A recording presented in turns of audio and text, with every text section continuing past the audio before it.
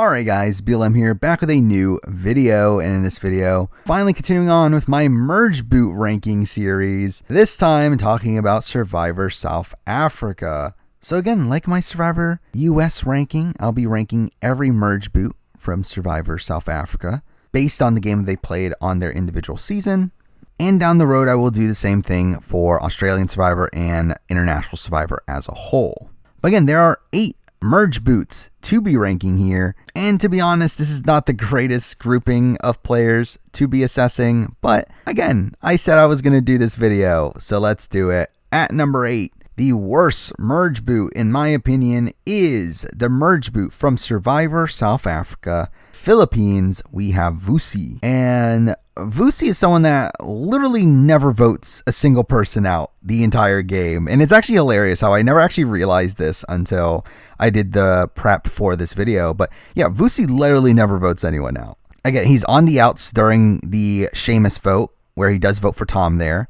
At the rock draw, he does vote for Annalise. And again, it's a rock draw, so technically no one votes anyone out. But he does force a tie there, which again is insane that you would force a tie in the second round of the entire game.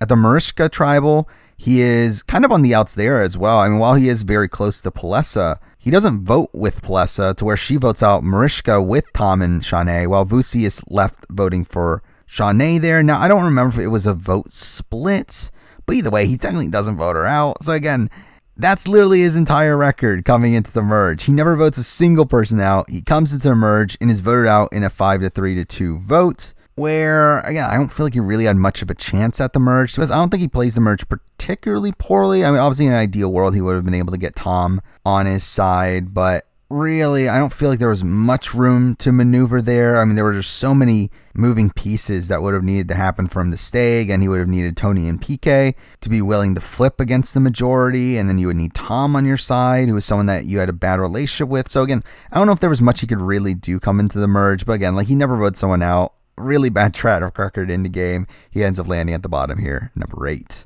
Now, number 7, the next Merge Boot we will be talking about is the next Merge Boot, and that is MERYL from South Africa Island of Secrets. Now, I was actually surprised that she ended up being this low, because I actually think MERYL is a pretty adept player. Like, I feel like she is someone that is a very, like, middle of the road player. Like, I don't think she's a bad player by any means. So to have her this low in the ranking is a bit of a surprise, and that's largely due to the fact that she was kind of just on the outs for a lot of the game. I mean, she is part of the initial majority on the Ta'alo tribe, where she does vote out Ting Ting. She has the numbers there, but then following that, like, she's really on the outs moving forward. I mean, she does find an idol after the first swap, but is down in numbers on that tribe and definitely could have been in danger had they ever gone to a tribal. Doesn't go to a tribal again until the second swap, where at that point she's once again on the bottom, and she wastes her idol at that point, where the majority ends up putting their votes on Nathan and blindsiding Nathan out of the game when she had no clue what was going on there. And then she gets into the merge where she's a very clear target. Again, it's either her or Jeffrey,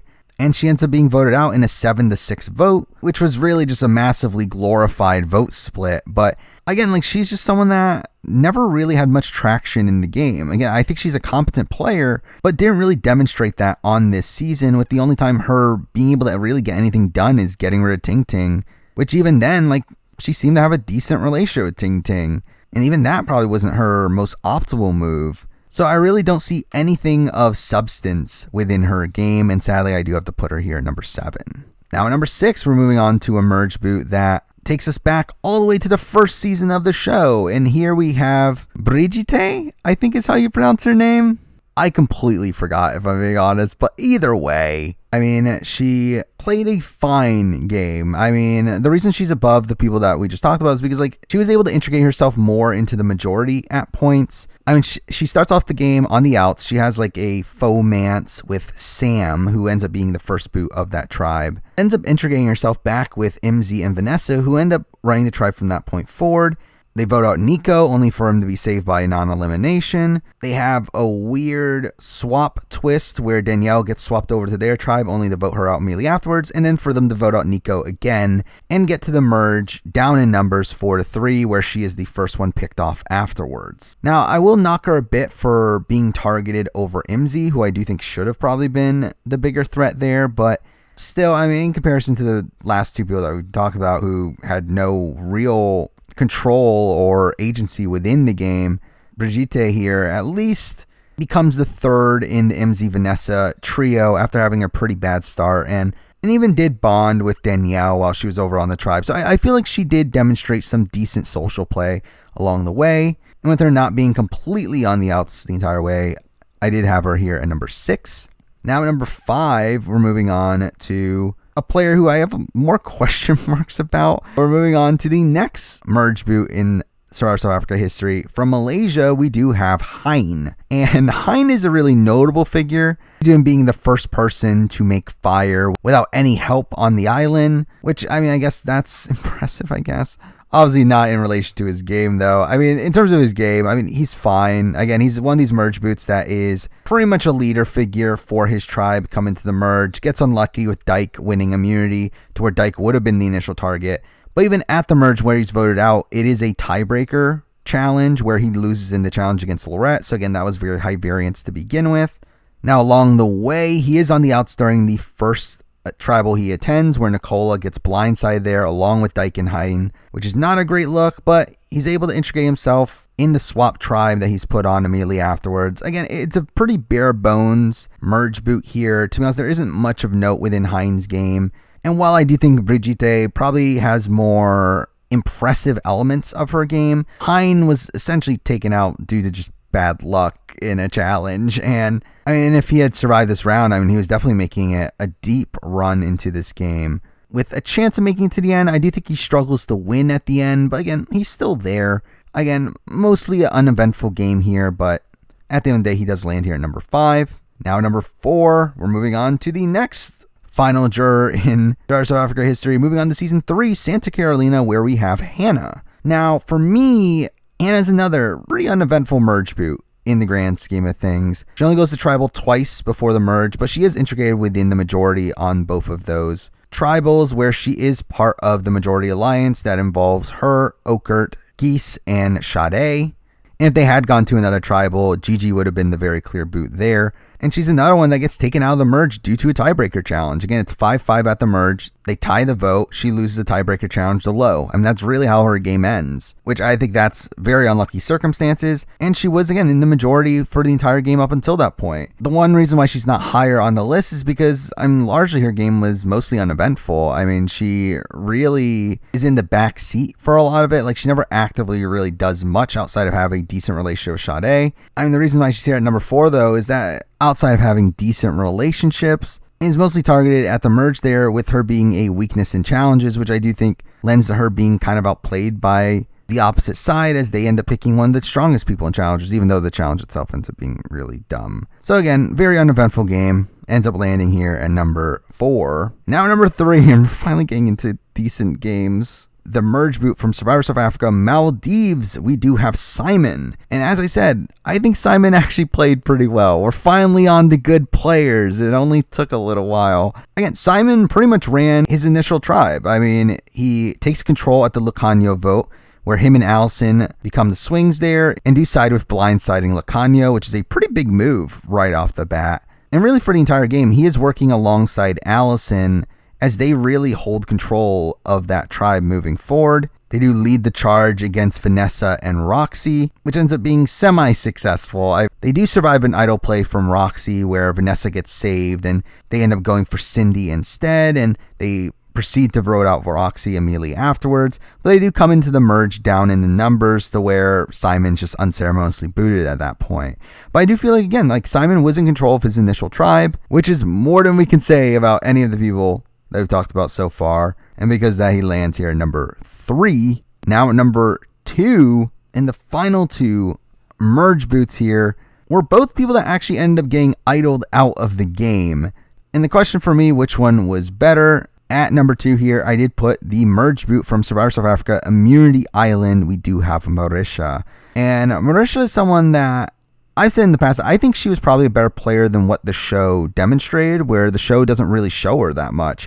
But I do feel like she was probably the most active strategic player within that Zamba women group, and especially between her and Nicole, where she seems to be the one that's leading the charge in strategy talks and being the one that actually approaches other people. She is part of the Jason boot the very first round, part of the initial majority. After the swap, she stays within that majority and votes for Tyson, who technically gets the majority of the votes, though her vote actually gets nullified by an idol. And we get to the merge where her vote also gets nullified by an idol by Chappies. But at that point, she gets completely outplayed. Again, like, it's really the VUNAs outplaying the Zamba members to where it's really Marisha's idol that ends up getting played on Nicole and ends up being wasted to where Marisha ends up getting blindsided. And really, that's the reason why she's number 2 here. Again, she is pretty high on the list because then she had a decent amount of control early on in the game and really gets taken out despite not having the majority of the votes against her. But I feel like this was a much more avoidable situation than it was with the next person we'll be talking about, who had a similar amount of control and also is less at fault in my eyes for her boot. So because Marisha's boot here was easily avoidable and she does just straight out get outplayed, I did end up having her at number 2 here. Now, number 1, the best merge boot in Survivor South Africa history is the merge boot from Survivor South Africa Champions. We do have Marian. And again, same thing as Marisha, except for that I do think her boot's a bit more excusable, where Marian ends up getting voted out here due to a vote split after Shane ends up playing his idol successfully, and Marian is voted out on the revote. But even on the revote, someone like Avel switches her vote, which makes it even closer for Marian to potentially stay there. Now, again, like, how much was that due to Marian? I think none at all. But again, there are technically less votes against her side on the revote than there were coming into it. So, I mean, at least that's something. But also another factor here is I think we have more displays of Marian being a dominant player before the merge than Marisha. Again, Marisha only went to 2 tribals, and a lot of this perceived control that she had is, again, largely due to my perception of her as a player. While with Marian, we explicitly see it. We see that she builds this alliance with Shane that ends up running the entire Utara tribe up until the merge, where they're really in control of the majority alliance and also have Sivu in their back pocket as someone that is playing both sides. Coming to the swap, they're able to remain in control and steal the idol from Gina, in which they're able to successfully vote her out, which is questionable as something to really prop her up with, considering that it's against the rules nowadays and should have been against the rules at the time. But they did utilize the rules that were currently in place to execute that plan pretty flawlessly there, and then proceed to hold control during the Sonnet boot and then the Steven boot, which I do question if the Steven boot was the correct move, considering it's to keep David in the game, who is someone that flips on them at the merge. But then again, they wouldn't have had the numbers anyway. But then again, if they had kept Steven in there, the opposition wouldn't have had the numbers to split the vote either. But then again, also, if they didn't have the numbers to split the vote, I feel like that actually probably makes it more likely that they just outright put the votes on Marian, as they're probably more scared of Shane having an idol than anything. So again, it's all over the place. Really what I'm getting at is that Marian did have a lot of control early on in the game and held that control up until the merge, to where she gets blindsided in a position where there wasn't much that she could really do based on how the numbers laid out, outside of potentially keep David on their side. But at the end of the day, I do feel like she very clearly isn't as fault nearly as much for her merge boot as Marisha is, and demonstrated more dominance over the game than all the other merge boots. So because of that, Marian lands here at number 1. There we go. That is my merge boot ranking for Survivor South Africa. Again, a very arbitrary ranking, but I said I was going to do it, so I did it. Again, next up will be Australian Survivor at some point, and then we'll do International Survivor merge boots as well. So stay tuned for those. But for now, that's the video. Thank you for watching.